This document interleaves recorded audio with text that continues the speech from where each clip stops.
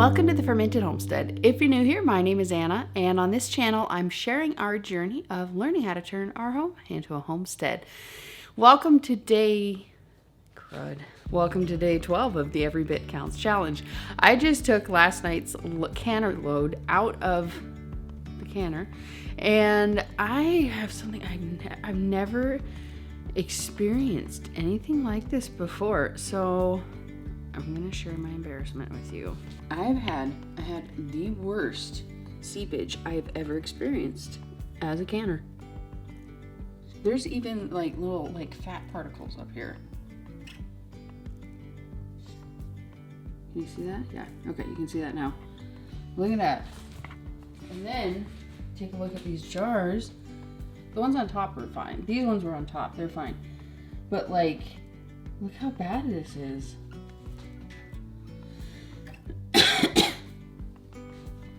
So the only thing that I can imagine is that I didn't tighten the rings all the way.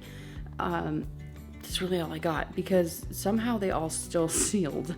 And that's really a testament to 4 jars. I mean, look at these things. Look how much they are covered in grease, like a film of grease. And every single one still sealed. What the heck? So I just wanted to share that with you. Okay, I'm just gonna have a cup of coffee real quick, and then I'm gonna bring you guys back, and we're gonna get started on today's project really early, because it's an all-day process. Got to hit record, sorry. The first thing that we're gonna do to preserve this pork fat into lard is we're gonna freeze it for a few hours. It makes it ridiculously easier to cut up, and it will help with the preserving process. So I just don't want to get my hands gross.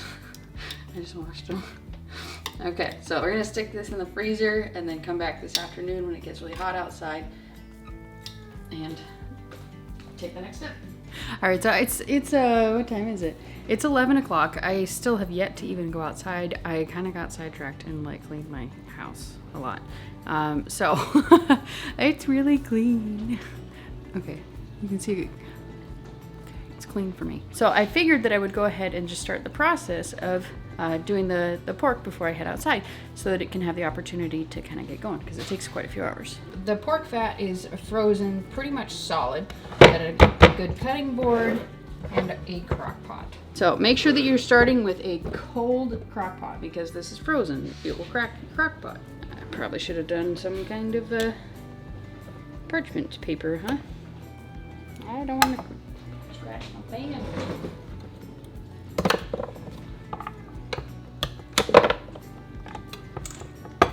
Cutting it into really teeny tiny pieces. If you can grind it, it's even better.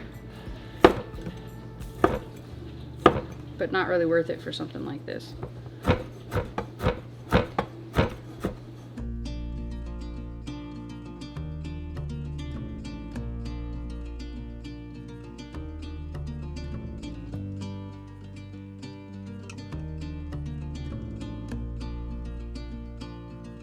Oh, I thought I had it on. I turned it on halfway through and didn't plug it in. Oy. We have this crock pot here set to warm, and we just basically what we're doing is we're slowly melting it. That's pretty much the extent of it. It's getting super late, so I think I'm gonna fix my hair. I've definitely been inside for quite a long time, and I think instead of going outside right now, I'm gonna go ahead and just edit video. I've been getting inspired by my friend Tangi over at Freedom Homestead. I've been watching her cleaning videos. If you guys don't know about Tangi over at Freedom Homestead, make sure you go check her out. She's an awesome friend of mine, and she's just making some awesome videos. So make sure you go check out her channel if you don't already. I'm just gonna clean this up, and then I'm gonna go edit a video and drink some coffee. All right, so making some lunch. I figured I'd bring you along while we're checking on this. I'm just gonna be stirring it up. And I did raise the heat to low just to get it to start melting. So now I'm just gonna turn it down to low because it's got a little bit in the bottom here. Sorry, fogging it up.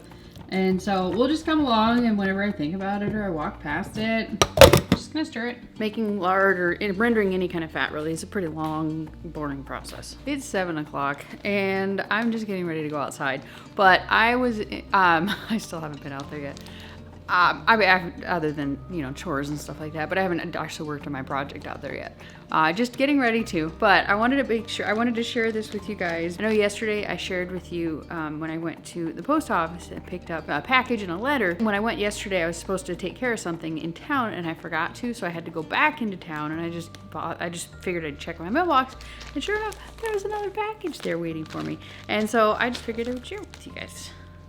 Sort of a mini mail call. How about that? And this is from Jenny. It's homemade. Oh my gosh.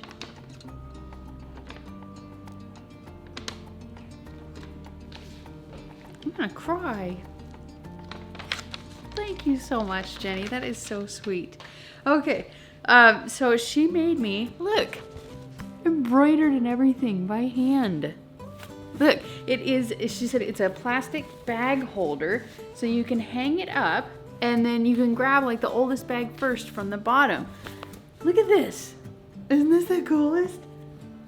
Oh my gosh. And then it's 2 oven mitts. Oven mitts. She called them something different. What did she call them? Finger thumb pot holders. These are finger thumb pot holders. And you have any clue how disgusting my pot holders are? Let me show you, because they're gross. I was literally, every time I go to Costco, I dream of buying new pot holders, and now I don't have to. This is one of them. And they're clean. I've washed them all the time. And then this one, it breaks my heart. My auntie made these for me.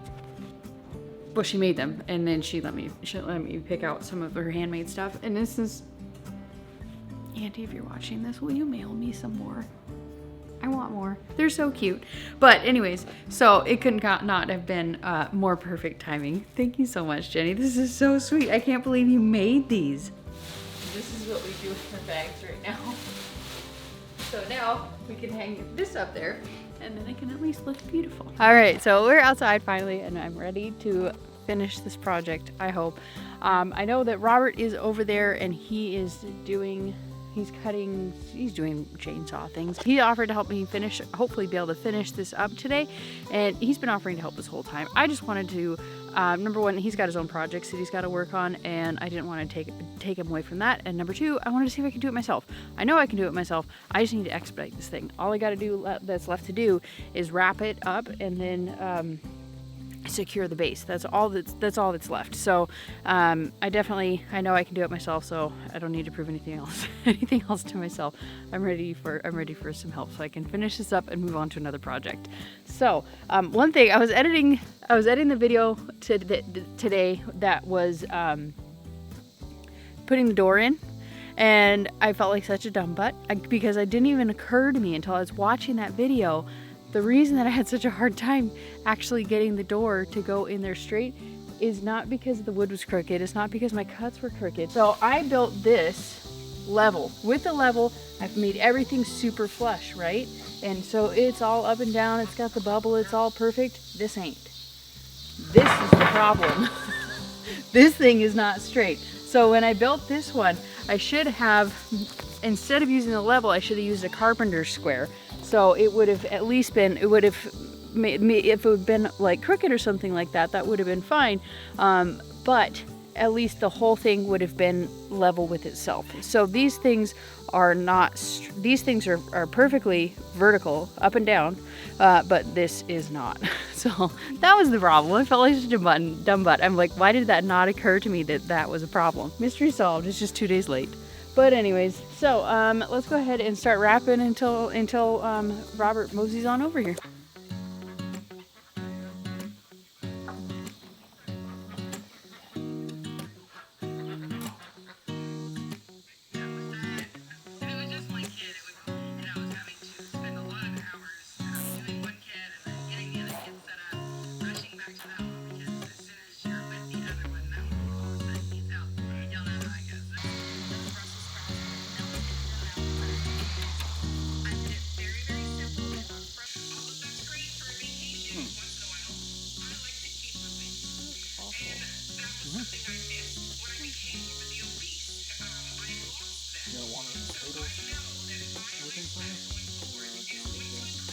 So I think I waited way too late before I actually came outside today, and the bugs are out in force, and Robert kind of wrecked himself. Not like didn't hurt himself, but he just completely I don't know if you guys saw him when he came up here, but he's literally looks like he just walked out of a pool. He said that he would help me early tomorrow, so we would be able to just get it done, get it out of the way, and be done with it hopefully. So, and there's a local like a street fair tomorrow. Getting annihilated. There is a local street fair that is going on tomorrow in our local town. And so I think I'm probably gonna head over there and see what's what about that.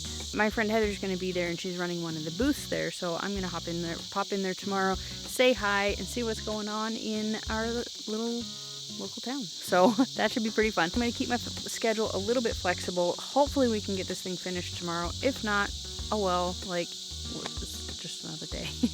So I really want to finish it so much. I'm so done with it. I don't know if you guys ever start projects that are just much more than you anticipate that they'll be. And it's not necessarily that this is more than I anticipated it would be. It's just I anticipated that I would have more time to be able to devote to it. If I could just like work on this thing for like 8 hours, I probably would be done in a day, you know? But like, it's just taking all these little sporadic places. It feels like it's taking forever, but it's really not. So I'm ready to be done with it and move on to another project. This is the longest project that I've been working on, apart from building the garden, because that's a never-ending project. But this is the largest single project that I have worked on, and I'm done. I just want to finish. I'm not done, but I just want to finish. It's pretty late. It's like 10:30 at night, I think, and you can kind of see the change here, and we're just slow in it. And so I'm getting ready to go to bed. So I think I'm just gonna turn this off and then throw it in the fridge and then bring it back out in the morning. And I'm only saying that because I don't want to risk burning it. I don't want it to have a scorched, like porky, nasty flavor. And I don't use this crock pot very often, so I don't know how hot it runs, and I just don't want to risk it. So we're gonna pick this one up in tomorrow's vlog. Today was a bit less of an eventful day than usual, and that's totally fine. Every once in a while, have days like that, so no big deal. We'll just pick it up where we left off. We'll pick up tomorrow where we left off yesterday. I don't even know how to say that. But anyways, if you guys are new around here, we just moved to our 30-acre homestead in southern Missouri. We're transplants from Washington State. And I'm bringing you along for turning our home into a homestead and all the things that we're doing in order to do that. And I also like to do all kinds of videos on food preservation, canning, freezing, dehydrating, and fermenting, as well as showing you guys ways that I like to use those foods in my everyday cooking. If that sounds awesome to you, make sure you hit this button right here. This is the subscribe button. This is what reminds you of who I am and helps you to be able to come back in the future. Up here is a video that Mr. Google Pants thinks that you're going to enjoy. This here is my last Every Bit Counts challenge video, and then up here is my Every Bit Counts challenge playlist. Just mine, not everybody else's. So make sure you check those out for all the awesomeness since the beginning of August. Thanks for watching. We'll see you next time. Bye.